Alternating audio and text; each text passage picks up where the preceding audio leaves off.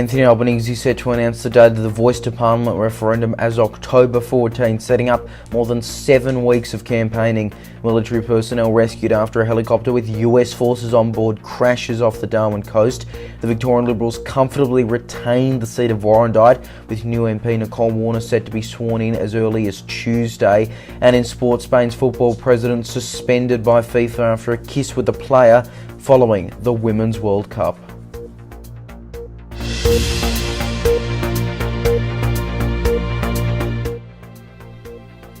Good evening, nice to have your company on this very busy news day. We begin with the latest on the Indigenous Voice to Parliament, with Prime Minister Anthony Albanese set to announce the date of the referendum as October 14. The PM will make the announcement on Wednesday at an event in South Australia, which will be a key state that could swing either way. It sets up more than 7 weeks of campaigning right around the nation, October 14 also being the date of the New Zealand election. Meanwhile, the WA Nationals have changed their stance on the Voice, withdrawing support because they say members don't trust Labor to deliver on it. What was at question was whether or not Labor's referendum proposal and the trust in Labor to be able to deliver any meaningful change through it. Little wonder, given the concerns that West Australians have seen over the Aboriginal cultural heritage legislation and the way that that was handled. Former leader Mia Davies has previously spoken in her support for the Voice, while WA Liberal leader Libby Messam changed her stance earlier this month, now saying she will vote against it. Military personnel have been rescued after a helicopter with US forces on board crashed off the Darwin coast. 6 News understands the US-built Boeing V-22 Osprey military aircraft was carrying up to 20 US Marines when it went down near Melville Island just after 11 a.m. local time this morning. Australian Defence Force personnel were not involved. The chopper was taking part in Predator Run exercises, with 500 American personnel joining in the military activities. It comes just a month after an Australian Taipan helicopter crashed off the Queensland coast during exercises, which killed 4 ADF personnel. The Victorian Liberal Party has comfortably retained the seat of Warrandyte in a by-election last night. New MP Nicole Warner is set to be sworn in as early as Tuesday. Our reporter Lincoln Holmes has more. It was a fairly easy victory for the Victorian Liberal Party in the end, winning the Victorian state seat of Warrandyte during last night's by-election. Liberal candidate Nicole Warner had a 10% swing towards her on a primary vote basis and more than 16% on a 2-candidate preferred against the Greens. In a crowded field of 12 candidates, the Democratic Labor Party took out third spot with an almost 6% swing of the vote. The only party with a swing away from them was Family First, while the bottom 4 candidates were all but one of the independents. Labor chose not to contest the by-election, which had been held by the Liberals since 1988. And to all of you tonight who've given up countless hours, there's too many of you to name, on the campaign trail, I give you my heartfelt thanks. Heartfelt thanks! This win is your win and I celebrate with you all. This includes our parliamentary team, both Liberal and National. Thank you for the way that you've supported me and cheered me on. I can't wait to join you. The people of Warrandyte have given us something very special by placing their trust and confidence in Nicole Warner to be their voice, their next voice in the Victorian Parliament. Congratulations, Nicole. It did look a little low early on in the night, but turnout is now sitting at around 75%. Warner joined the Liberal Party in 2020, triggered by her frustrations of the COVID-19 lockdown. She first ran for the state seat of Box Hill in the 2022 state election, where the Liberals suffered an 8.9% swing away from the party on a primary vote basis. Warner is now expected to be sworn in as early as Tuesday, replacing former Liberal MP Ryan Smith, who resigned a few months ago. A man has died after a house fire in Sydney's southwest. Officers arrived to find a unit on fire in Punchbowl at around 10 p.m. last night. A 54-year-old man was treated by New South Wales ambulance paramedics but died at the scene. Police have now established a crime scene and are investigating the cause of the blaze. Anyone with CCTV footage or information about the incident is urged to contact authorities. A 33-year-old man has been charged after two children died in a car crash late on Friday night. Two boys aged 9 and 10 died from their injuries at Sydney Children's Hospital after a sedan left the road and crashed into a tree. A third child, a 9-year-old girl, was also taken to hospital with minor injuries. Police are said to allege the driver lost control of the vehicle and crossed to the incorrect side of the road before the impact occurred. He remains in hospital under police guard. Anastasia Palaszczuk has reportedly lost the confidence of senior sections of the Queensland Labor Party. Earlier this week, the state government moved to fast-track proposed youth justice laws, including, controversially, allowing police watch houses and adult prisons to be used as youth detention centres. The Australian reports several sources in Queensland Labor are now concerned about Ms Palaszczuk's leadership, although it is believed she does want to stay on. If she was to go, Deputy Premier Stephen Miles would be a likely pick to replace her. The next Queensland state election is said to be held on October 26 next year. Independent Senator Lydia Thorpe has identified herself as the federal MP who was the target of alleged threats in an online video last year. On Friday, Australian Federal Police charged a 30-year-old Melbourne man in relation to the video more than 18 months after investigations first began. The man is charged with using a carriage service to menace, harass or cause offence. 3 people have been shot dead in a Florida store in what police believe was a racially motivated attack.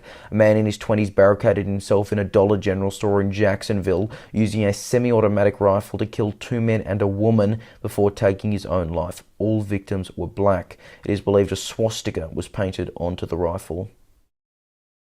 This shooting, based on the manifesto that they've discovered from the scumbag that did this, was racially motivated. He was targeting people based on their race. That is totally unacceptable. This guy killed himself rather than face the music and accept responsibility for his actions, and so he took the coward's way out. But we condemn what happened in the strongest possible terms. We've offered support for Sheriff Waters and the city of Jacksonville, and we send our condolences to the victims and their families who were the victims of a very cowardly act. The FBI will now be investigating the shooting as a hate crime. Donald Trump has again risen in the polls following the first Republican debate that he did not take part in. New Reuters Ipsos polling has him at 52% of the vote, ahead of second-placed Ron DeSantis, who has 13%. And North American correspondent Wyatt Sharp has more. When we look at what has taken place here, whether it's one indictment or whether it's 4 indictments like we've seen now with the former president, Republicans seem to be more and more willing to come to the defense of the former president as the number of indictments grow. Specifically, though, with this case, I think it's interesting because I think Republicans have kind of jumped to the support of the former president, more so with this particular indictment than any of the other indictments, because with this one, you saw mugshots released not only for the former president, but for also some of the co-conspirators in this case. Also, very famously now, there is the mugshot of Rudy Giuliani, the former mayor, who is obviously a very top advisor for former President Trump as well. So regardless of what it means in the general election, certainly as of right now within the Republican primary, Republicans are jumping to his support at essentially every chance they get. There was the Republican primary debate, and that took Donald Trump took about 10 to 12 minutes worth of discussion at that debate. He was the subject of discussion where you had the moderators, both Brett Baer and Martha McCallum, asked candidates on the stage whether or not they would support former President Trump as the GOP nominee if he was convicted, where a large majority of them, excluding Chris Christie and Asa Hutchinson, did raise their hand. There were some awkward moments where Ron DeSantis kind of looked back and forth to see what some of the other candidates were doing before he himself put his hand up. There was a moment with Chris Christie where people weren't too sure what he was doing. So amongst the Republican base, not a lot of change now with this indictment, but we are seeing some polls that are showing that Donald Trump would not have a lot of support in a general election going against President Biden as of right now. And many people are noting in the media that that could possibly be due to some of these indictments that we are seeing. There was certainly a lot of interesting moments from that first GOP debate. It was kind of overshadowed in a number of ways, though, for the fact that former President Trump was not at the debate, instead opting in to do an interview with Tucker Carlson that aired on Twitter, or X as it is now called. So certainly that was overshadowing the debate, but it didn't stop all of these candidates who are polling at, 1, 2, 3% in the polls to actually have their moment and to argue what they want to do for the future of the United States. And interestingly enough, a candidate like Vivek Ramaswamy, many Republicans are noting, was the winner of that debate. And that's because, frankly, Vivek Ramaswamy didn't really call out Donald Trump at any moment in the debate, and therefore Republicans, a large portion of them are Trump supporters, automatically kind of jump to the conclusion that Vivek Ramaswamy was the winner. But that doesn't mean that there weren't other moments for other candidates in the debate that were strong for them. There was a moment with Nikki Haley debating Vivek Ramaswamy, where Nikki Haley was debating him on foreign policy. She had said, quote, "You have no foreign policy experience, and it shows," to Vivek Ramaswamy. So that was a moment of great discussion after, and some of the post-debate analysis. And I think, interestingly enough, Vivek Ramaswamy is one of those people that has the ability to articulate a point, but many people were noting that his weakness is in responding to some of the attacks like Nikki Haley, for example, had made against him. And then some of these candidates like Doug Burgum, as you mentioned, the governor of North Dakota, he had kind of his breakout moment, a lot of people are noting, at the very beginning of the debate, where he was getting a lot of attention. Number one, because he actually had an injury on the day of the debate, and then he was able to make it on that stage, which is obviously crucial with about 15 million people watching. It's really going to give you kind of that first opportunity to get your message out. It's kind of the unofficial start to the presidential campaign. Obviously, candidates had announced way before, but the debate is really when people start to get interested in kind of the overall process.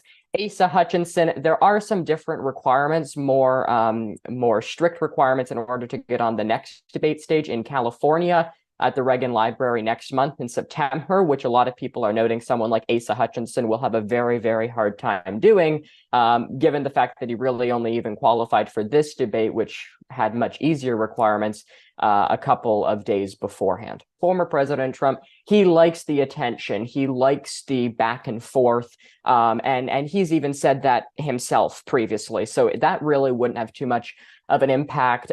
Recently, I was speaking with Hogan Gidley, who was the campaign press secretary for Donald Trump in his election bid most recently in 2020. He also served in the Trump administration in a number of capacities. This is someone that knows the former president extraordinarily well, was on his plane Trump Force One with him just a couple of days ago. And Hogan says that he really believes that Donald Trump could do and could go either way, essentially, saying that Donald Trump is very unpredictable and that Donald Trump may not make a decision until really a couple of days before that debate. Like we saw, frankly, with this debate, I mean, he really didn't decide to do that Tucker Carlson interview, or at least publicly announce it, until a couple of days before the debate, where he posted on Truth Social saying that he wasn't going to be going to any of these debates. Frankly, Leo, I think right now Vivek Ramaswamy has a higher chance at winning the Republican nomination than Ron DeSantis does. Ron DeSantis, out of all of the candidates on that debate stage, usually in a primary debate, it is the front runner who receives the most amount of speaking time on that debate stage. Ron DeSantis most certainly did not get the most amount of speaking time on the Republican debate stage. He didn't really have any breakout moments where he really stood out.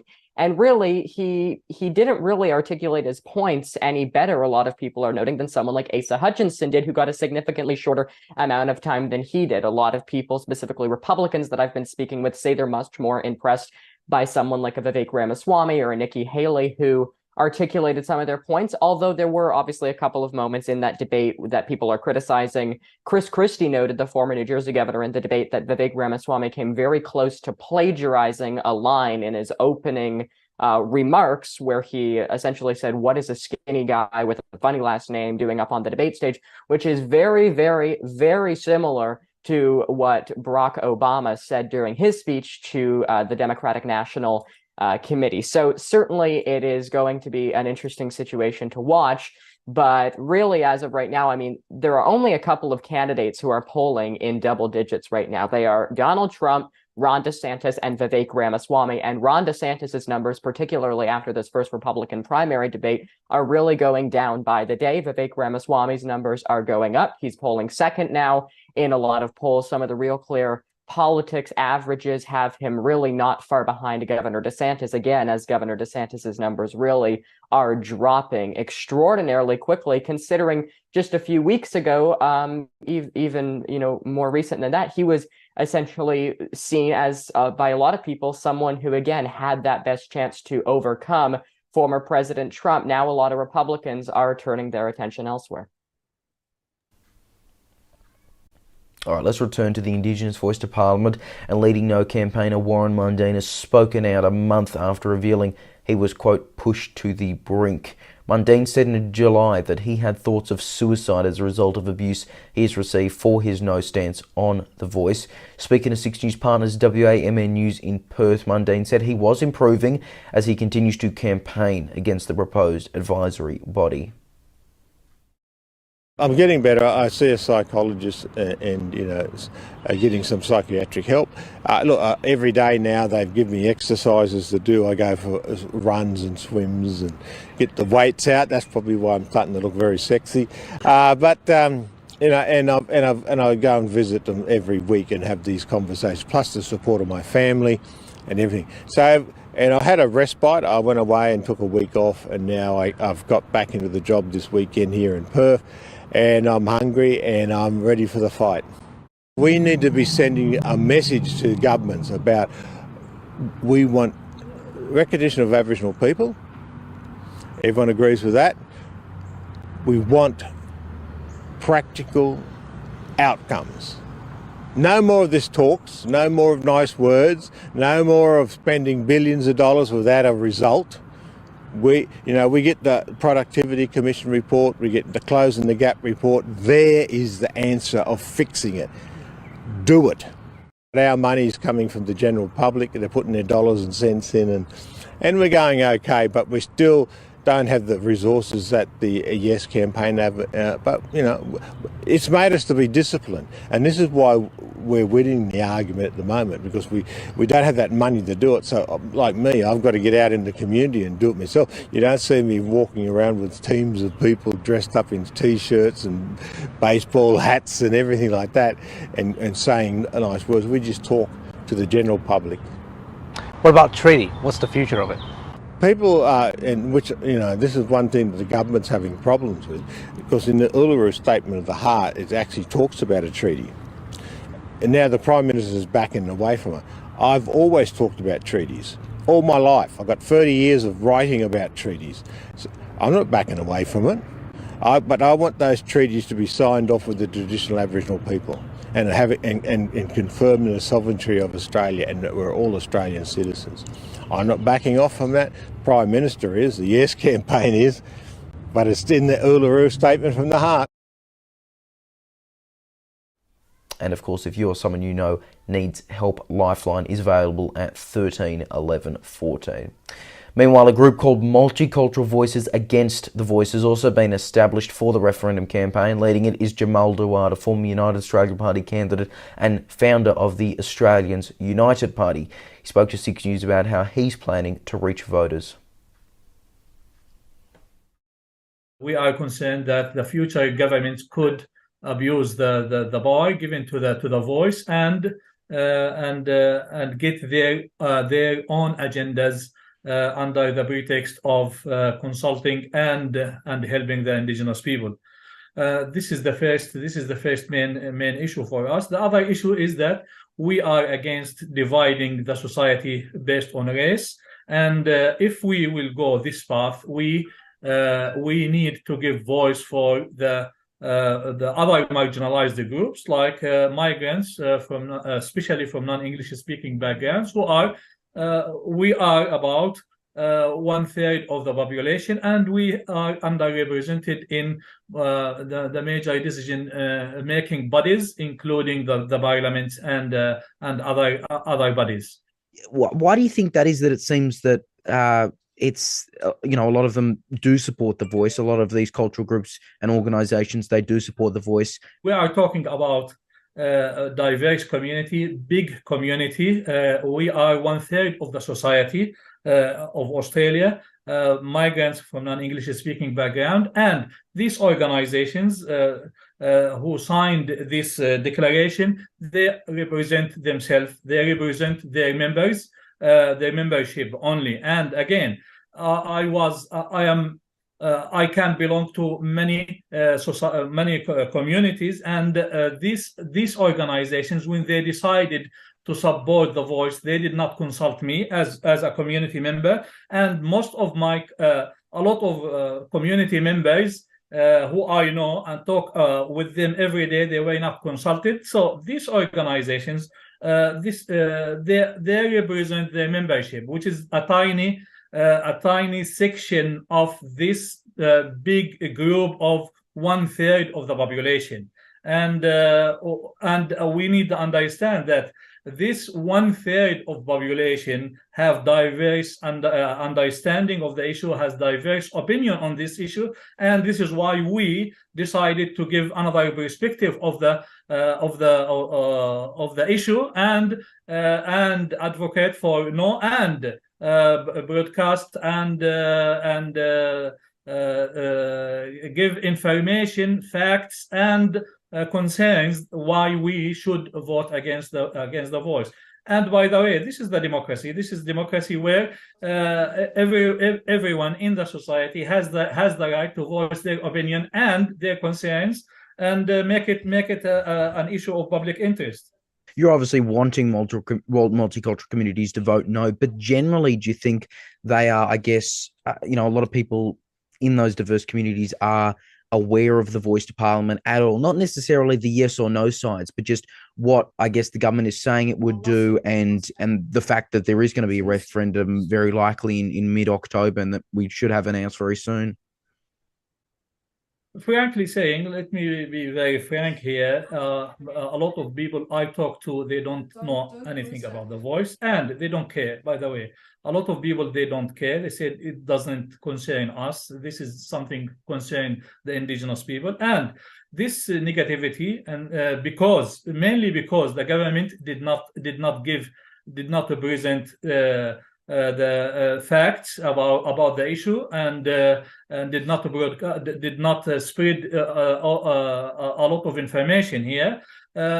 This is concerning us also. The negativity of a lot of people, large section of people who are migrants, especially from non-English speaking background, who usually will not be able to follow the mainstream media or the official line of the government. And this is why we decided to start campaigning on this issue, just to get the attention of the large section of the community that don't seem to be not taking this issue seriously. To sport now, and Spain's football president has been suspended by FIFA from all football-related activities for 90 days after a kiss with a player following the Women's World Cup.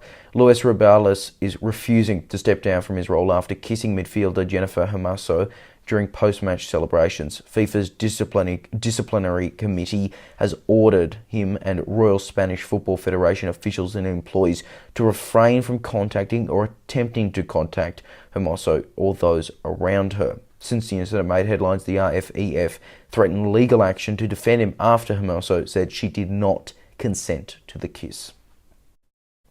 To the AFL now, and the future of West Coast coach Adam Simpson remains up in the air. The Eagles have achieved the wooden spoon following their loss to Adelaide with just 3 wins throughout the whole season. That was despite leading at points throughout the game.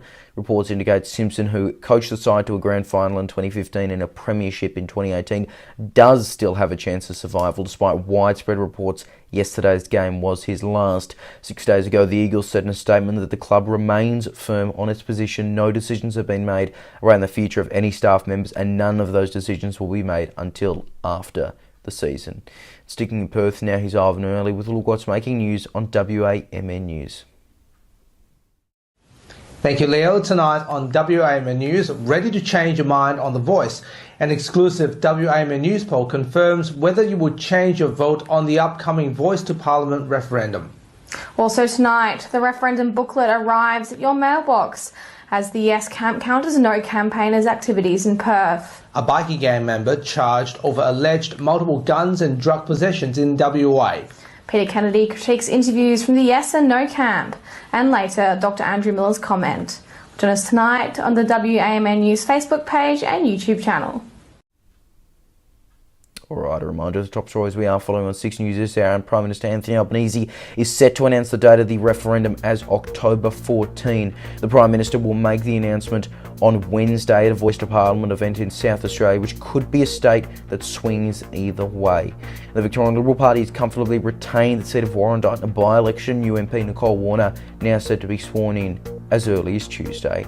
And that is 6 News for this hour. There is more news 24/7 on our website, SIXNewsAU.com, and on social media. Just search 6NewsAU to find us. More news coverage continues right after this. For now though, I'm Leonardo Puglisi. Thanks for your company. Good night.